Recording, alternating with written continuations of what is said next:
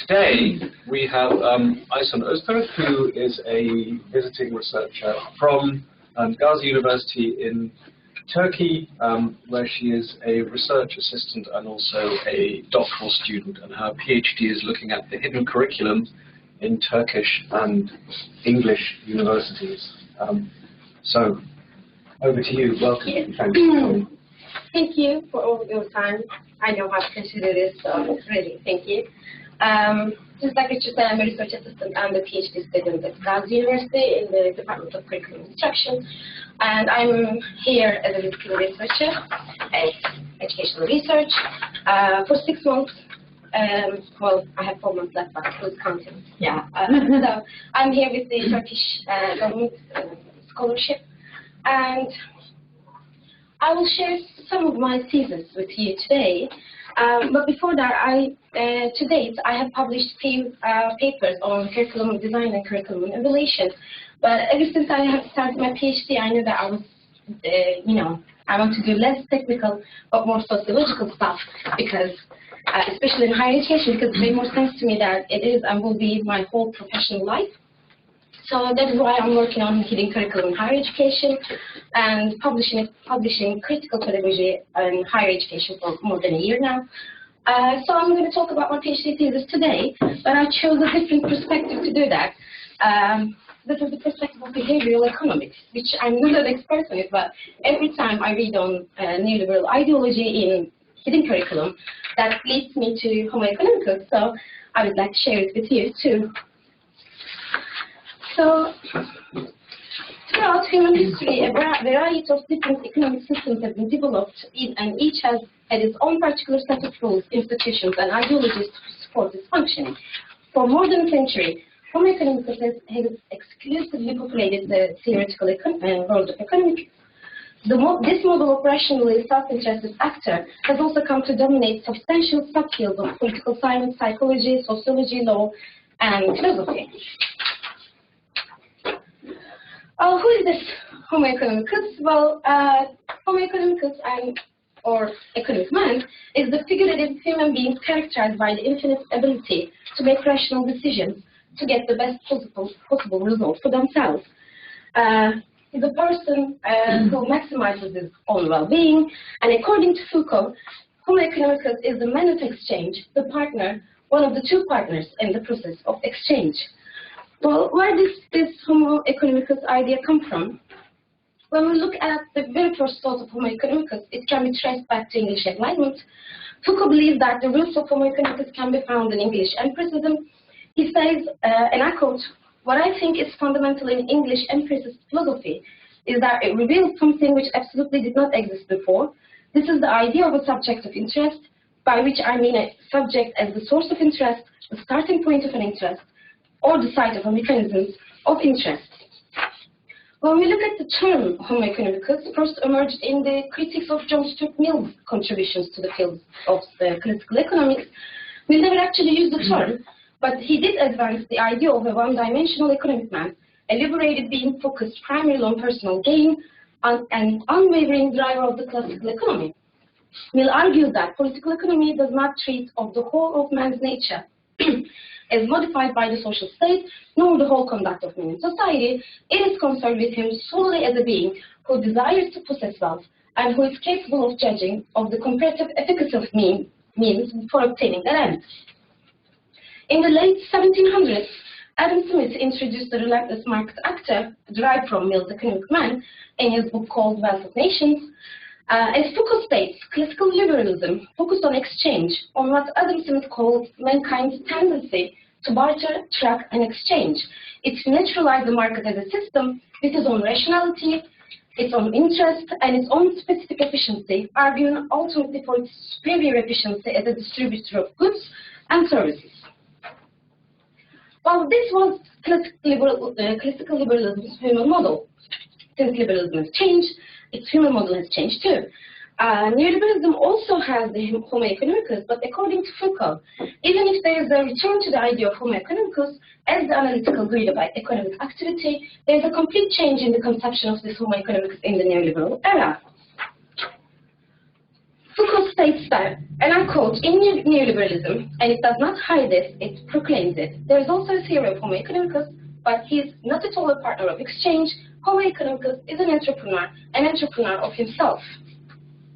This is true to the extent that, in practice, the stake in all neoliberal analysis is the replacement every time of Homo economicus as partner of exchange, with Homo economicus as entrepreneur of himself, being for himself his own capital, being for himself his own producer, being for himself the source of his earnings. Neoliberalism has rejuvenated Homo economicus as its guiding principle, with an emphasis on the logic of rationality, individual choice, and self-interest. Homo economicus as the dominant form of instrumental rationality champions a very narrow conception of self-interested agent who acts to maximize utility as a consumer and profit as a producer. Brown also saw the ramifications of neoliberalism as so pervasive that it resulted in human beings configured exhaustively as Homo economicus, such that all dimensions of human life are cast in terms of market rationality. She recently argued that neoliberal rationality disseminates the model of the market to all domains and activities, even where money is not at all an issue, and configures human beings exhaustively as market actors, always, only, and everywhere as Homo economicus. Well, many theorists doubt whether this model can explain most social phenomena unless it is supplemented with more socially sophisticated elements such as social and ethical values, altruism, and desires for social status.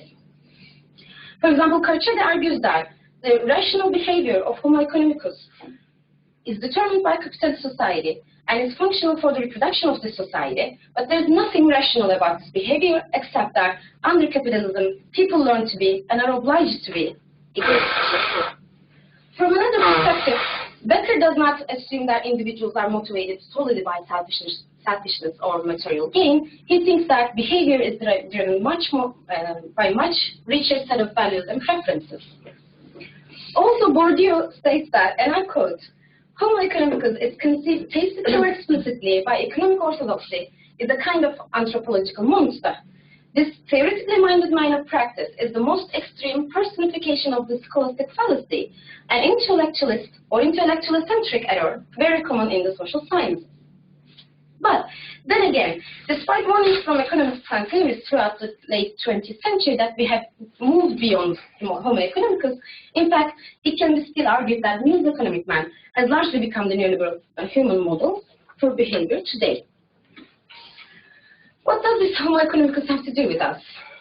Well, David Harvey puts it very clearly, and I quote, neoliberalism has pervasive effects on ways of thought to the point where it has become incorporated into the common sense way many of us interpret, live in, and understand the world.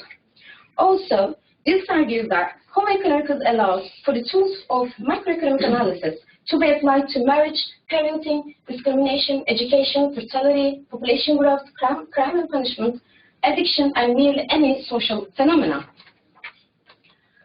We are very well aware that the rise of neoliberalism during the 1980s and 1990s has fundamentally transformed public institutions and the traditional university.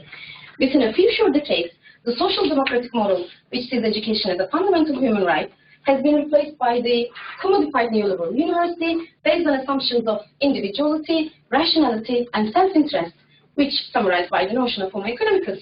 That means Homo economicus is really has something to do with us. Neoliberal ideas such as individualism, accountability, best practices, and the marketization of public life are recasting educators to their primarily as competitive human beings.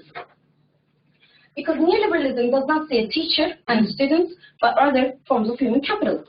Each teacher and each student is an economic actor, governable via the metrics of the market, each serving primarily her own self-interests while working to maximize personal value in the market. This highlights, at this very point, and I quote, the hegemonic neoliberal ideology endeavors to extend the logic of market competition to all areas of social life, so that, for example, health and education are perceived as investments made by the individual in his own or her individual capital. Neoliberal ideology carries with it certain practices and beliefs that foster the pursuit of self-interest, competition, economic growth, and high levels of consumption. As such, neoliberalism is more than just money and goods. It's a system of beliefs social relationships, and institutions that encourage, regulate, and direct human motivations and values. There's a whole lot of literature on neoliberal higher education, especially in the UK and the US. Therefore, I do not bother you with this literature that probably most of you contributed to. Just to sum up, there's a lot of research on tuition fees and students, whether they are customers or consumers, on marketization and commodification of the universities, on higher education policies under the neoliberal ideology, on being an academic in a neoliberal university, and so on. However, what directly interests me is that the studies on values and beliefs that neoliberalism fosters the most. And there are amazing studies on that specific dimension, which helped me a lot to develop my research. A growing body of social science research substantiates that cultural subfusion of neoliberal ideology, showing its impact on language, social cohesion, and workplace organization. Neoliberal ideology also exerts influence on individuals' behavior, such as voting, academic cheating, as well as their identity and reasoning. For example, neoliberal emphasis on self-interest, achievement, and personal responsibility are echoed in contemporary constructions of youth, sexuality, and feminism. It is argued that individuals with neoliberal attitudes believe that good people are rewarded, whereas bad people are punished. Stronger neoliberal beliefs were associated with more stigmatizing responses toward an unintentionally pregnant adolescent and with more negative global evaluations of her competence. Also, neoliberal beliefs may lead individuals to blame victims of sexual assault who become pregnant, to feel less sympathy for victims, and to be less supportive of institutional support provided to victims. It is argued that neoliberal ideology is founded on the belief that a fair and equitable social system can be achieved through unfettered competition and personal responsibility. If one believes that individual effort and ability are and should be the sole determinants of socioeconomic success, they will likely support social and economic policies perceived as bolstering free markets and oppose those seen as stifling competition. Francis Shelley and Keeling's findings also suggest that young people's view of the future was shaped by their deep-seated faith in the transformative power of hard work. They argue that this faith results from young people's psychological adjustments to neoliberal beliefs about the potential of human agency to forge the future, with implications for views of others and society more generally. In addition to this literature, there is also meta-literature on neoliberal discourses related to almost any human aspect, which I do not have time to even sum up. So this literature led me to a question: how do we learn these attitudes? Of course, there are so many social constructs that we learn our attitudes from, our sociocultural background, family, religion, media, but my particular curiosity is there any role that higher education plays in this? I've been reading on the hidden curriculum at the same time too, so it's kind of like a perfect match for me to investigate how we learn these attitudes in higher education and how the hidden curriculum serves in this. So let me talk a bit about hidden curriculum as well. Philip Jackson is generally acknowledged as the originator of the term hidden curriculum in his book Life in Classrooms.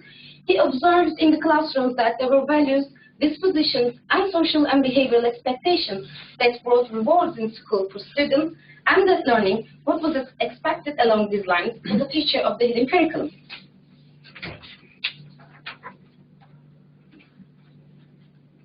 Henry Giro defines the hidden curriculum as, and I quote, unstated norms, values, and beliefs embedded in and transmitted to students through the underlying rules that structure the routines and social relationships in school and classroom life. And Valens also defines the hidden curriculum as non-academic but educationally significant consequences of schooling that occur systematically but are not made explicit at any level of the public rationale for education. Giro argues that the literature on the hidden curriculum is deep-seated philosophical and ideological perspectives that clash over the very meaning and nature of social reality. Therefore, he distinguishes three basic approaches that characterize the work dealing with the hidden curriculum, but emphasizes that these are ideal typical categories derived for the sake of clarity.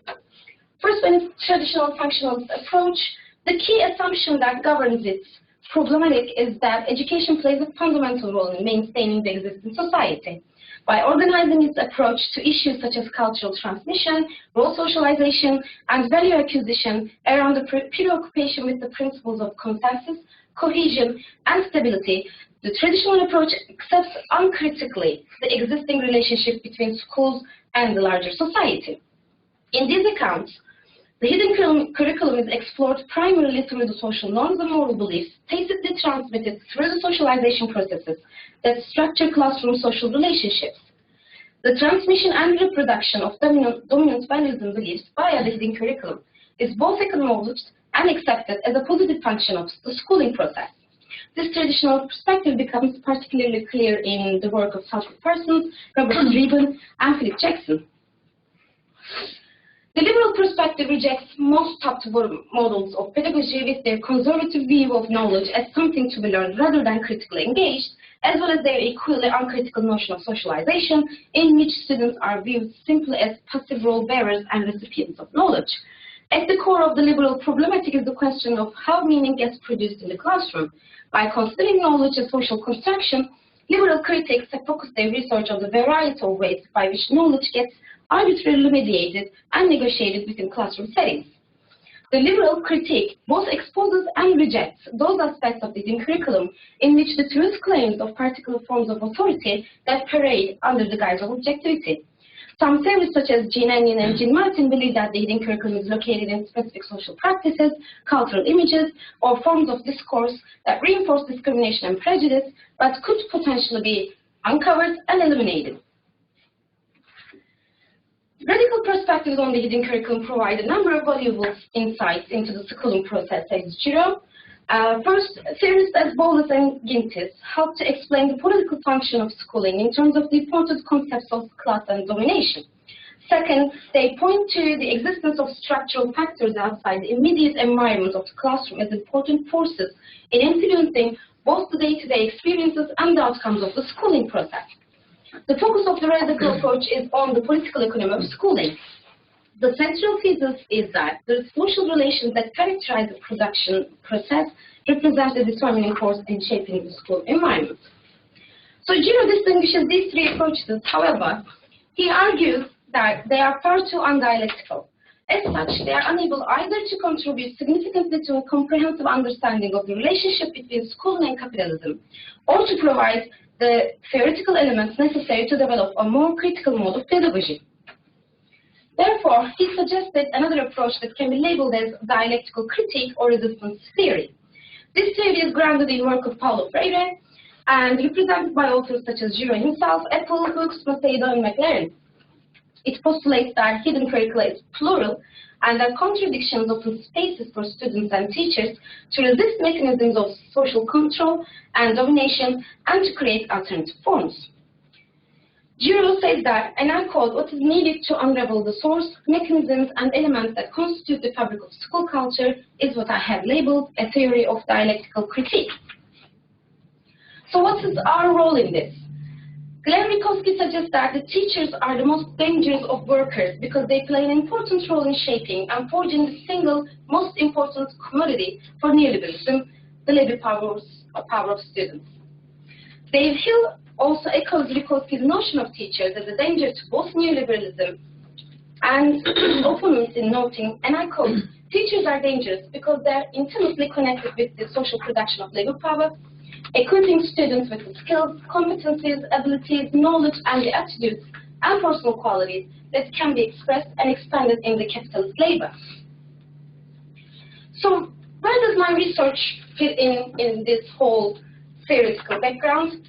I think it's time for me to talk about my research and what I've done with it. So the purpose of my research is to understand the difference between Turkish and English higher education hidden curricula in terms of neoliberal ideology. In order to understand this, I'm trying to find out what do the hidden curricula involve in Turkey and England. What are the key aspects of the hidden curricula in both countries? Do they include what may be called as neoliberal values or beliefs? And do we as academics play a role in transmitting these aspects of hidden curricula? So what have I done in Turkey so far? To be able to answer all those questions, I conducted ethnographical research in Turkey last spring term. I chose a university that has a long-standing background assuming that it has a fully developed organizational culture. Bear in mind that different departments may have different hidden curricula. I chose 4 social science departments: philosophy, sociology, economics, and business management. Assuming that students in their final year should be more influenced by the hidden curriculum of the institution, I chose third-year students as my participants.